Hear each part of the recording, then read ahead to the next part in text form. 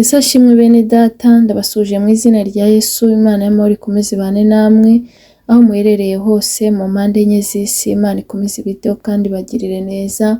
Tugeze muri wa mwanya mwiza wo kuba imbere y'Imana, tugiye gutangira dusenga. Turagushimye Mana nziza, tugushimiye kugira neza kwawe, tugushimira urukundo dukunda, dushimye ko abanye natwe ukaturengera. Mana wagize neza, icyubahiro ni icyawe. Duciye bugufi, washyirwa hejuru, twese tuboneze rwose. Dukure umugayo wose watugaragayeho mu izina rya Yesu Kristo. Ukimara kutubabarira, uzubane natwe muri uwo mwanya wo kumva ijambo ryawe. Unyemerere nkubere mikoro wivugire, kandi utwemerere uyu mwanya w'umugisha ntube impfabusa. Icyo twanze no gukora kwa Satani n'ingabo ze mu izina rya Yesu Kristo. Dutumiye Mwuka Wera kugira ngo aganze ategeke mu ruhande rwacu, ntabe ari twe, ahubwo izina ryawe rishyirwe hejuru ubu n'iteka ryose. Amen. Tugiye komeza dusoma ijambo ry'Imana usanga mu butumwa bwiza uko bwanditswe na Matayo, ibice 26, umurongo wa 69 kugeza ku murongo wa 75. Kansome mu izina rya Yesu. Umutwe w'amagambo uravuga ngo Petero yihakana Yesu. Ubwo Petero yari yicaye hanze mu rugo, umuja aramwegera aramubwira ati, nawe wari kumwe na Yesu w'umunyagalilaya? Maze abihakanira imbere ya bose ati, ibyo uvuze sinzi ibyo ari byo. Arasohoka, ageze ku bikingi by'amarembo, undi muja aramubona, abwira abahari ati, n'uyu yari kumwe na Yesu w'i Nazareti. Yongera kubihakana arahira ati, uwo muntu simuzi. Hashize umwanya muto, abari bahagaze aho baraza babwira Petero bati, ni ukuri nawe uri umwe muri bo, ndetse n'imvugo yawe irakumenyekanishije. Maze atangira kwivuma no kurahira ati, uwo muntu simuzi. Muri ako kanya inkoko irabika. Petero yibuka ijambo Yesu yari yavuze ati, inkoko itarabika uri bunyihakane gatatu. Arasohoka ararira cyane. Iryo ni ijambo ry'Imana. Bene data, ijambo ry'Imana ritubwiye ku nkuru za Petero ubwo yihakanaga Yesu. Yesu yarabwiye Petero ko ari bumwihakane, ariko Petero ararahira aravuga ngo ntabwo bishoboka. Yesu aramubwira ngo inkoko itarabika urabunyihakanye gatatu. Petero aravuga ati, hoya, ntabwo bishoboka, ntabwo nakwihakana. Ariko Yesu ibyo avuga ababizi, kuko areberera itangiriro mu iherezo, azi ibya none n'iby'ejo, azi iby'imbere yacu twebwe tutabasha kubona, kuko ni Imana, ni umwana w'Imana, azi byose. Petero rero yagiye akurikiye Yesu. Noneho ageze aho Yesu yari ari, aho bari bamwinjije, Petero rero baramubaza ngo umuja aramwegera aramubwira ati, aramubwira ngo nawe wari kumwe na Yesu w'i Galilaya? Maze arabihakana imbere y'abantu bose. Bayihakanye Yesu. Mu by'ukuri bene data, hari ibihe abantu bageramo bakihakana Yesu, bakamwihakana mu magambo bavuga, bakamwihakana mu bikorwa, ariko ntabwo bikwiye. Niba uzi ko wemeye ko Kristo, ukizera Kristo ko ari umwami wawe, ukizera Kristo ko ari umukiza wawe, kubera iki hari ibyo ugeramo ukamuhakana? Birakwiye se? Ntabwo bikwiye. Ndabinginga kugira ngo ntihagire ikintu gituma mwihakana Kristo. Petero nta n'icyo yari kuba yaza kubyemeza, ntacyo yari kuba, kuko Kristo byose yari abizi. Ariko impamvu byabayeho kwari ukugira ngo ibyanditswe bisohore. Yaramwihakanye rero, aravuga ngo simuzi. Natwe abakristo bo muri iyi minsi hari aho tujya tugera tukihakana Yesu, tukihakana Imana. Twagera mu batizera, ibyo bavuze natwe tukabashyigikira. Twagera mu batizera tukifatanya nabo. twagera mu bari gukora ibyaha tukifatanya nabo. Uko ni uguhakana Kristo wemeye, uko ni uguhakana Kristo wamenye. Ndabinginga bene data, ndabinginga mwo kwihakana Kristo mwemeye, kuko ntago biteye isoni, ntago biteye isoni kwemera Kristo, kuko muri Kristo harimo ubuzima, muri Kristo niho tubonera ubugingo. Sinzi impamvu rero mu mwihakana, kandi ashobora byose. Imana itugirire neza, kandi Imana ikomeze idufashe cyane. Ndabinginga mu byo uri kunyuramo byose. Hari ikigeragezo umuntu anyuramo akihakana Kristo, ariko ntibikwiye. Petero yari afite ubwoba ko bari bumwice, ariko tugomba guhamya uwo twemeye, tugomba kumukomeraho, kuko umukristo nyakuri nuhagarara ku cyo yemeye, nuhagarara ku cyo yavuze, ntiyihakane Kristo, kandi azi ko Kristo ari ubuzima, azi ko Kristo ariwe tuboneramo ubugingo. Ntago bikwiriye. Yagize ubwoba bw'ubusa, aravuga ati nimvuga ko tuziranye baranyica. Negeze numva ahantu Isaka ngo yegeze asuhukira mu gihugu cy'Abafilisitiya n'umugore we Rebeka. Bagezeyo arangije aravuga ngo nimvuga ko ari umugore wanjye baranyica bamutware. Ati reka mbeshye ko ari mushiki wanjye. Kandi icyo yari yarakibeshye na papa we, yari yarakibeshye Aburahamu nawe yabeshye kabiri, abeshya ko Sara ari mushiki we. Noneho Isaka nawe agwa muri iryo kosa, arabeshya, aravuga ngo Rebeka ni mushiki wanjye. Ariko ntago byari bikwiriye, kuko iyo umuntu yiringiye Imana, iyo umuntu yiringiye Yesu Kristo, ntago bikwiriye ko ugera ahantu ukamwihakana, kuko iyo utangiye kubeshya niko kumwihakana. Iyo utangiye kujya mu bibi uba uri kumwihakana, iyo utangiye kujya mu ngeso mbi uba uri kumwihakana. Ariko iyo wamwemeye ukamukomeraho, ukamenya uwo wemeye, ntago ushobora kubeshya kugira ngo wikize. Imana itugirire neza, kuko Imana twizeye irashoboye, Imana twizeye ifite imbaraga, Imana twizeye irakora, Imana twizeye iravuga bikaba, yategeka bigakomera, Imana twizeye ibintu byose birayumvira. Imana itugirire neza. Ntago bikwiriye rero ko nugera muri icyo kigeragezo uzabeshya kugira ngo wikize. Hoya, ntago bikwiye. Mu Kristo nyakuri ntakwiye kubeshya, kuko ngo hanze hazaba imbwa, abarozi, abasambanyi n'abicanyi, ndetse n'abakunda kubeshya bakabikora. Ntago bikwiriye rero ko umukristo abeshya. Hoya, ntago bikwiriye. Hari aho umuntu agera akabura uko abigenza akabeshya, ariko ntago bikwiriye, kuko Imana ntikunda abantu babeshya.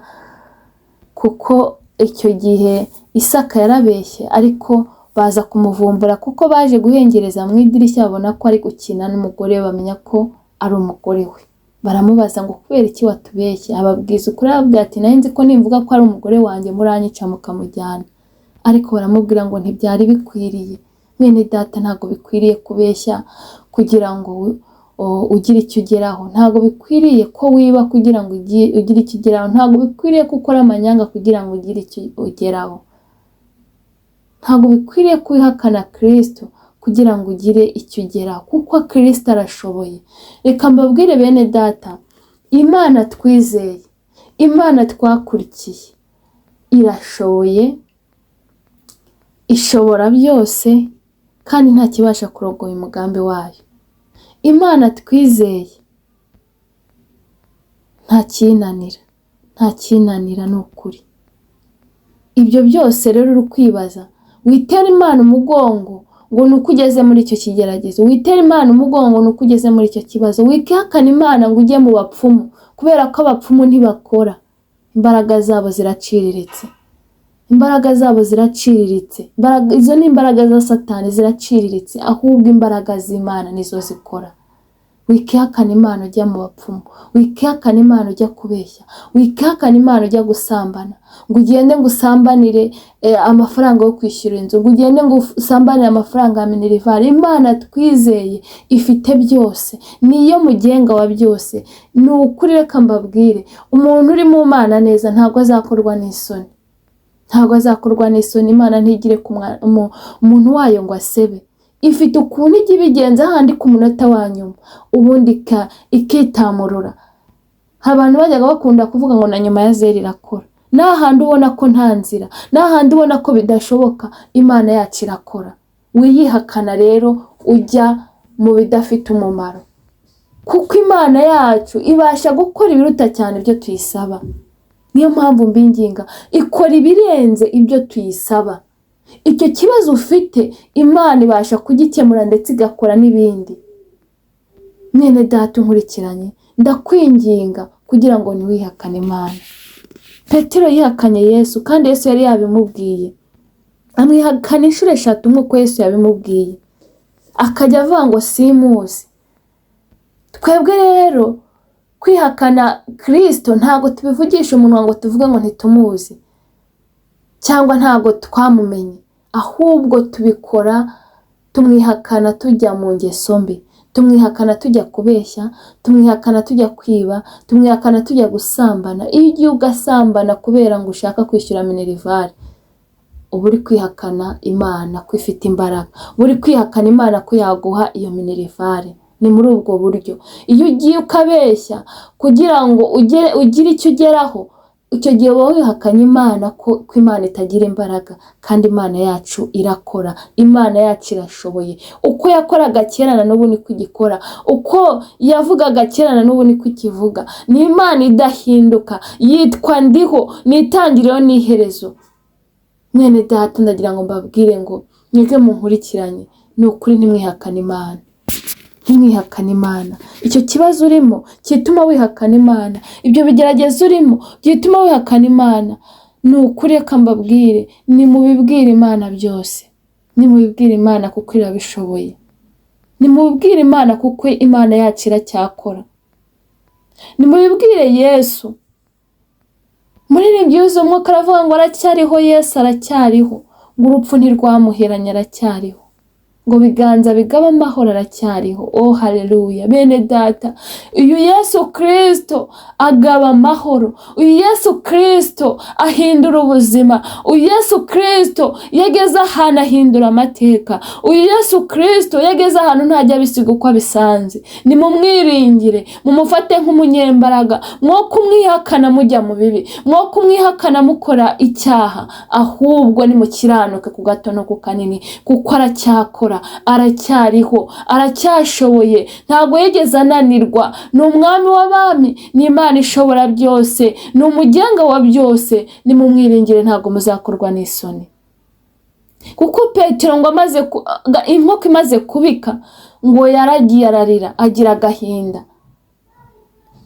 yibuka ibyo Yesu yari yamubwiye. Ariko mwene data, ndagira nkubwire ngo niba hari icyo wari gupanga cyo gukora kugira ngo wihakane Kristo, niba hari icyo wari gupanga ugiye gukora kugira ngo wihakane Kristo, garukiraho, hagarika. Yesu aracyakora, Yesu aracyariho, ntabwo urupfu rwamuheranye. Oh haleluya. Mwene data, ongerera umugirire icyizere, wimwihakana, wimwihakana mu magambo uvuga, wimwihakana mu bikorwa ukora, ahubwo komeza ukiranuke ku gato no ku kanini, kandi ukomeze umwiringire. Ni ukuri nta wamwiringiye uzakorwa n'isoni. Imana itugirire neza. Bene data, nimureke twikomeze kuri Kristo, nimureke tumugire uwa mbere mu buzima bwacu, n'ibindi byose bizagenda neza. Kuko reka nkubwire, ikintu cyose wakora kitarimo Yesu Kristo ni ukuri n'ubusa. Muririmbyi yuzuye umwuka aravuga ngo nzakomeza nubake kuri Yesu, kuko ahandi hose ari umusenyi. Bene data, ibyo mwagenderamo byose mutari muri Kristo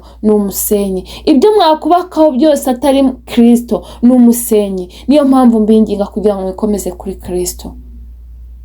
Bene data, nta handi ubutabazi buri, nta handi ibyiringiro byacu biri, nta handi ubuzima bwiza buri, nta handi ibyishimo biri, nta handi wakura amahoro uretse muri Yesu Kristo. Niyo mpamvu mbinginga kugira ngo ntimumwihakane, mumukomereho, mukomere kuwo mwemeye, mukomere ku ijambo mwemeye. Ni ukuri nta wiringiye Kristo uzakorwa n'isoni.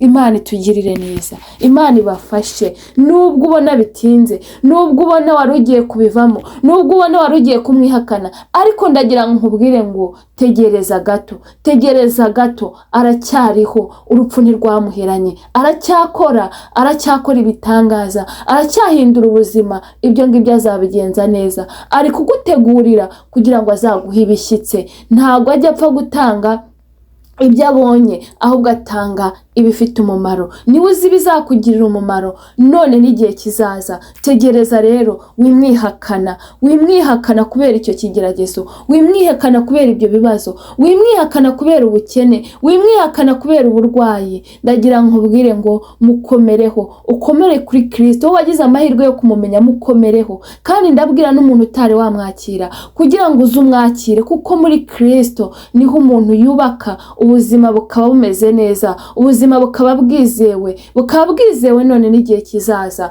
Ngwino wakire Yesu Kristo wowe utari wamwakira, akubera umujyanama, akubera inshuti, agufata ukuboko, kuko muri Kristo tuboneramo amahoro, tuboneramo ibyishimo, kandi niho tubonera n'ubugingo, kuko niwe nzira n'ukuri n'ubugingo. Ntabwo uzicuza kumukurikira, kuko kumukurikira ni iby'igiciro kandi ni iby'umumaro. Imana ibampere umugisha, kandi Imana ikomeze ibaganirize. Reka dushime Imana kubwira ijambo. Data, mu izina rya Yesu turagushimye, turaguhimbaje, tugushimiye kuri Imana itwitaho, tugushimiye kubwira ijambo. Mwami, Petero wamubwiye ko azakwihakana, arangije arabihakana, ariko arangije arabikora kubw'intege nke z'umubiri. Ariko turakwinginze Data, kugira ngo uturinde kwihakana Yesu Kristo, uturinde kumwihakana tujya mu bibi, uturinde kumwihakana tuvuga ibidatunganye, uturinde kumwihakana dukora ibyaha, ahubwo uduhe kumukomeraho, uduhe kumukomeza kugira ngo tutagwa, uduhe gukiranuka, uduhe kumwizera, uduhe kumufata nk'umunyembaraga, kuko uko yari ari na n'ubu niko akiri.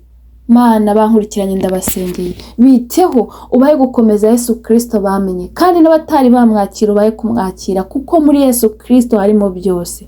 Urakoze Mana, kiza abarwayi, abafite intimba n'agahinda baha amahoro yo mu mutima. Komeza wagura umurimo wawe, ugabanya abarimbuka, wongera abakizwa, abatarakumenya ubahe kukumenya, abadahinduka ubahindure. Bana natwe rero, wakoze ko utaturetse, icyubahiro ni cyawe ubu n'iteka ryose. Amen.